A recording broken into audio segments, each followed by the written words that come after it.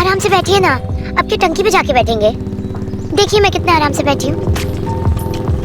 वैसे सुबह ही ना मैं आपके साथ निकलने वाली थी, बट पूरे घर में आपको ढूंढा और आप मिले ही नहीं। कहाँ गए थे आप? दूध लेने गया था मैं। आपको दूध इतना पसंद है?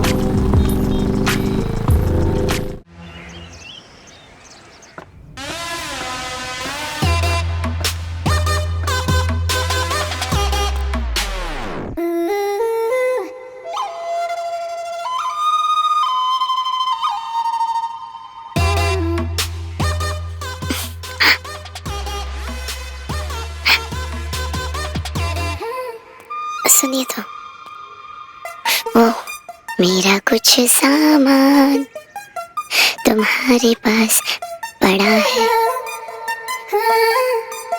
वो सामान लौटा दो, लौटा दो,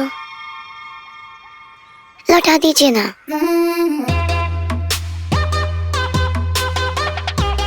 वो क्या है ना, मेरे पास बस एक ही टॉवल है और वो आपके पास रह गया है, तो अभी दे देंगे तो ठीक होगा, शाम में दे देंगे तो अच्छा होगा, और रात में दे देंगे तो। खुला है मेरा पिंजरा, लड़ने दे नैना।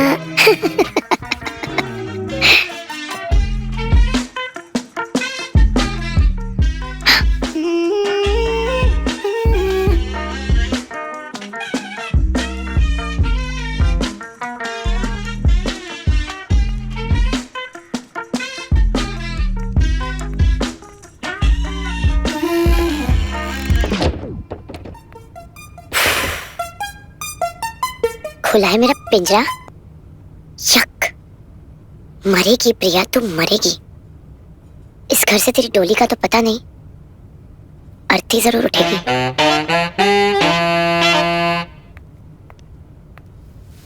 खड़ा है दर पे तेरे आशिक खड़ा है, खोल खोल खोल दरवाजा खोल।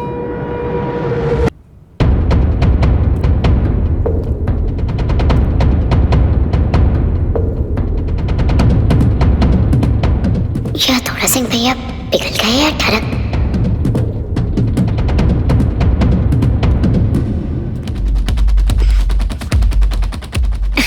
ऐसी भी क्या चलती है?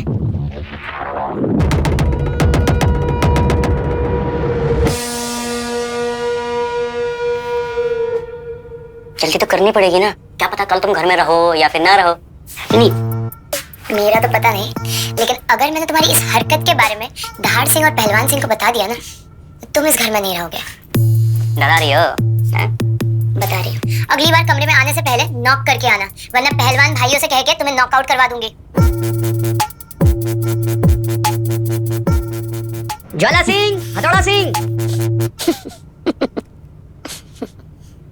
क्या हुआ, हट गई? अगली बार आने से पहले नॉक करके आना। No get out. आउट।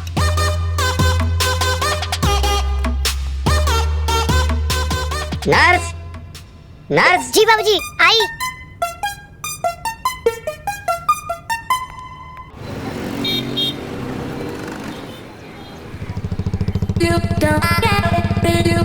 हथौड़ा भैया जब हीरामल के तबेले से दूध लेकर लौट रहे होंगे, तब उन्हें रास्ते में घर की तरफ आती हुई प्रिया दिखाई देगी और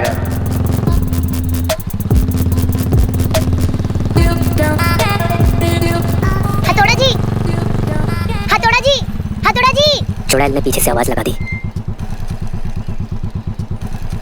थैंक गॉड आप मिल गए। पता है कितनी गर्मी थी, 2 किलोमीटर से चल के यहाँ तक आई। आपके यहाँ पे कोई टांगा या रिक्शा नहीं है क्या? मैं बैठ गई हूँ, चलिए ना, चलिए।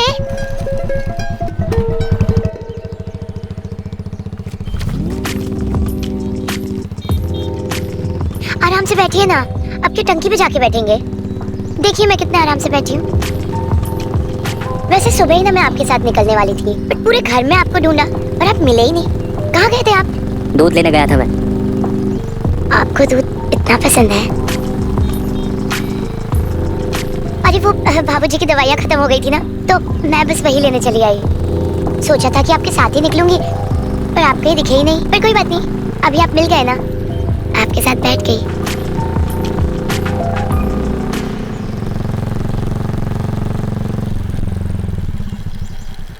घर आ गया। इतनी जल्दी? अगली बार कब जा रहे हैं? अगली बार कभी नहीं आएगा। और जब भी आपको दवाई मंगानी हो मुझसे या जय को बोल देना, हम में से कोई लेकर आ जाएगा। और वैसे भी तुम 5-6 दिन और हो यहाँ, अपना बोरिया बिस्तर बांध लो। ये हथौड़ा तो एकदम ठंडा निकला। इसका कोई ना कोई कमजोर नस तो जरूर होगा, पता लगाना पड़ेगा।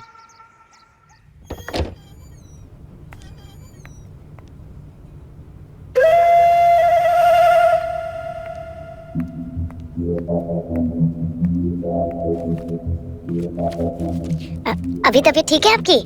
हाँ, पहले से बेहतर है। मैं आजकल देख रहा हूँ तुम्हारा काम में मन नहीं लग रहा। आज सुबह दवाई देने क्यों नहीं आई? आप ही की दवाई लेने तो मार्केट गई थी। तो मेरे तीनों बेटों में से किसी एक को भेज देती, वो लेके आ जाता। अब उनसे कैसे कह देती? सब देख दाख के तो लेना पड़ता है। अब मान लीजिए कोई कंपनी अलग हो गया, तो कंपाउंड भी तो सेम होना चाहिए, और कंपाउंड सेम भी निकला तो दवाई एक्सपायर हो गई तो सब देख के लेना पड़ेगा ना। मेरे पहलवान बेटे नहीं कर पाते इसको? नहीं, मेरे कहने का वो मतलब नहीं है। तुम्हारे बोलने से और ना बोलने से सच्चाई छुप नहीं जाएगी। बाकी दोनों बेटों ने तो बचपन से किताबों से कुश्ती लड़ी और जवानी में अखाड़े में। वैसे तुम नर्स का काम कब से कर रही हो? जी, मेरी ट्रेनिंग पूरी हो चुकी है, अभी 6 महीने ही हुए हैं। तुम्हारे घर में और कौन कौन है? घर में तो सब है, मम्मी है, पापा है। आपके परिवार जितना बड़ा नहीं है, लेकिन प्यार आपके परिवार जितना ही है।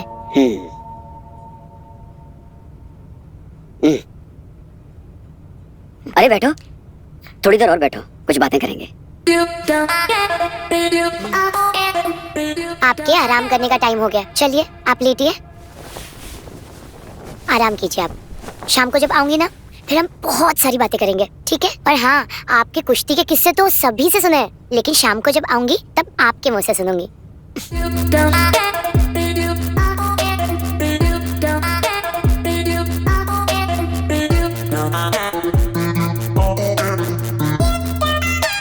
बाबूजी धीरे धीरे पिघल रहे। आज उन्होंने सामने से मुझसे बात की, मतलब हमारा प्लान कामयाब हो रहा है। इसका मतलब बुढ़ा इंसान बन रहा है। लेकिन सिर्फ बाबूजी के मानने से तो नहीं होगा ना, हमें हथौड़ा भैया और ज्वाला भैया का भी तो कुछ करना होगा। देखो, ज्वाला भैया का तो पता नहीं, लेकिन हथौड़ा भैया जिस अखाड़े में कुश्ती करते हैं वो मुझे पता है, जहाँ वो चित हो जाते हैं। क्या बोल रहा है तू? हाँ, तो लेके चलो। चलो।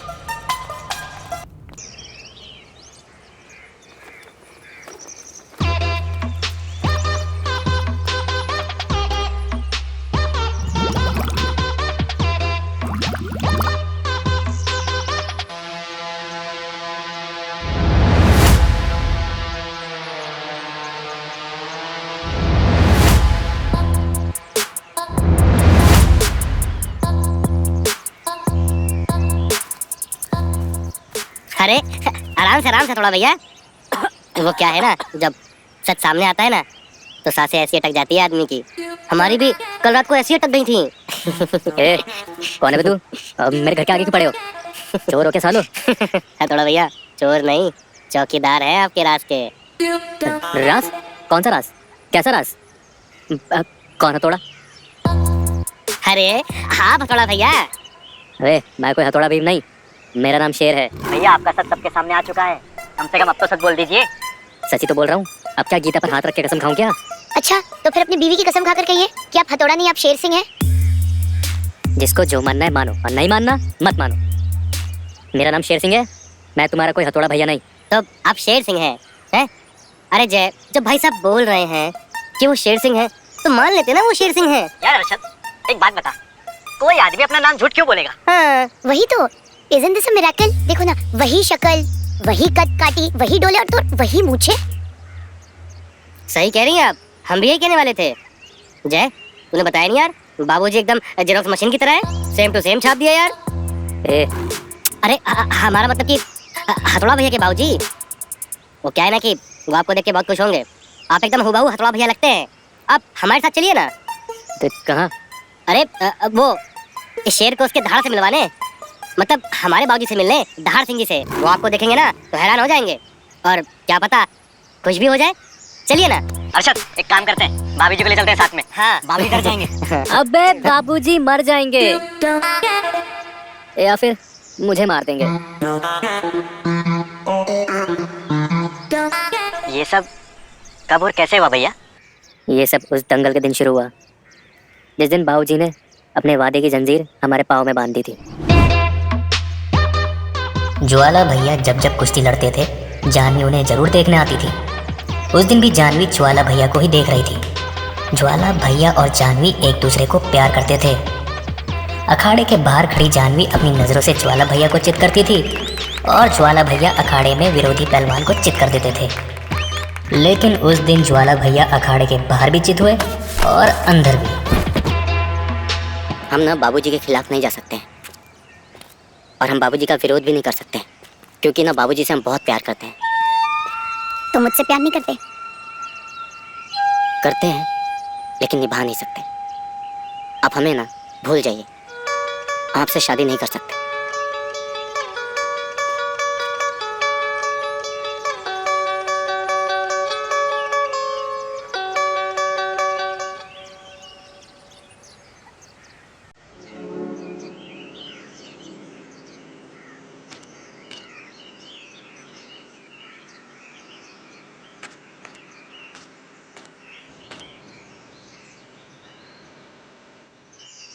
जानवी, हम तुमसे बहुत प्यार करते हैं, बस भैया की वजह से खामोश थे। पिताजी को वादा हम भी दिए, लेकिन हम वादा तोड़ सकते हैं पर तुम्हारा दिल नहीं।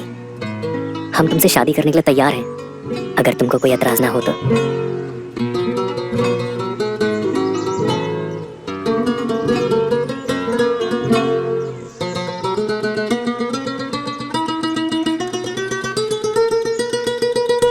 देवर जी, हम आपसे मिन्नत करते हैं कि आप ये बात बाबूजी और ज्वाला जी को मत बताइए। हम इस गांव में छुप के रह तो रहे हैं, लेकिन हम बहुत खुश हैं। आप उस घर की बहू हैं और आपको ऐसे छोटे घर में रहना शोभा नहीं देता। मैं बहुत जल्द आपको उस घर में लेकर चलूंगा। हाँ, हम दोनों लेकर चलेंगे आप लोगों को। और हम तुम दोनों को मिलवाएंगे। ज्वाला भैया का क्या? ज्वाला भैया को हम पर छोड़ दो। जितना ज्वाला भैया को हम जानते हैं उतना उन्हें और कोई नहीं जानता। मैं तुम्हें बताऊंगा कि ज्वाला भैया को कैसे तोड़ना है। लेकिन क्या वो मानेंगे? उन्हें मानना भी पड़ेगा और अपनी सोच को बदलना भी पड़ेगा कि स्त्री एक अपशगुनी होती है। उन्हें हम समझाएंगे कि स्त्री भाग्य जगाती है, जीवन में शांति और संयम लाती है, हिम्मत देती है और एक अच्छी स्त्री अच्छा इंसान बनाती है। ज्वाला भैया के चित होने से कहानी शुरू हुई थी और अब उनके चित होने से ही ये कहानी खत्म भी होगी।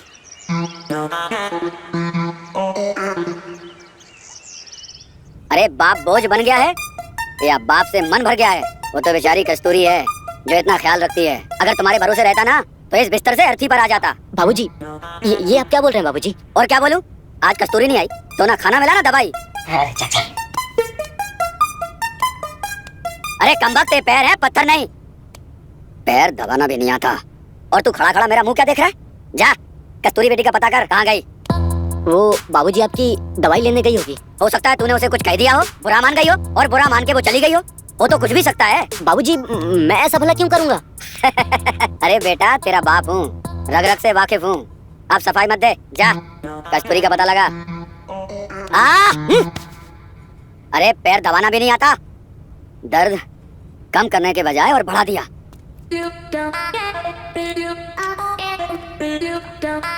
बाबूजी, आप दवाई लीजिए बाबूजी। ये दवाइयों पे क्यों गुस्सा कर रहे हैं? मैं बोल रहा हूँ ना कि मैं पता लगाऊंगा कस्तूरी का। आप दवाई खाइए बाबूजी, प्लीज।